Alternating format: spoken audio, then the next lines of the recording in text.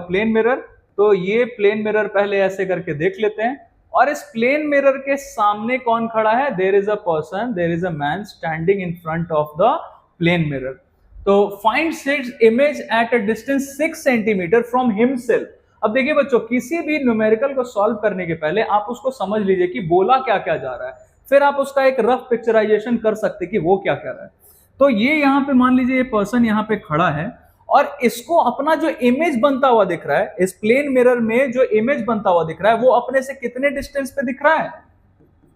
6 metre distance पे। अब देखिए आपको ये पता होगा कि प्लेन मिरर में जो भी इमेज बनता है दैट इज वर्चुअल, वो एक्चुअल इंटरसेक्शन से नहीं बनता है, हमें उसे प्रोड्यूस करके मीट करवाना होता है तब इमेज बनता है। ऐसे इमेज को हम क्या बोलते हैं? वर्चुअल इमेज, है ना।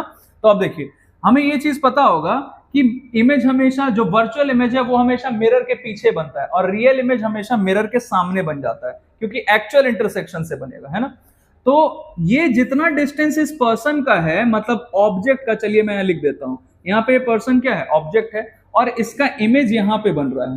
तो जितना डिस्टेंस ऑब्जेक्ट का मिरर से होता है, प्लेन मिरर के लिए सारी बातें कर रहे हैं हम, अभी स्फेरिकल मिरर से हमारा कोई लेना देना नहीं है। तो जितना ऑब्जेक्ट का जो डिस्टेंस होता है मिरर से, मान लेते हैं x, उतने ही डिस्टेंस पे इमेज भी फॉर्म होता है। डिफरेंस क्या है? Object in front of the mirror है और image is behind the mirror.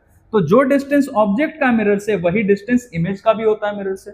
और आपको क्वेश्चन में बोला गया कि इस पर्सन को अपना इमेज कितने डिस्टेंस पे बनता हुआ दिख रहा है? खुद से 6 मीटर के डिस्टेंस पे। तो हम ऐसा कर सकते हैं x प्लस x, तो इस पर्सन का डिस्टेंस इसके इमेज से कितना बताया गया है? 6।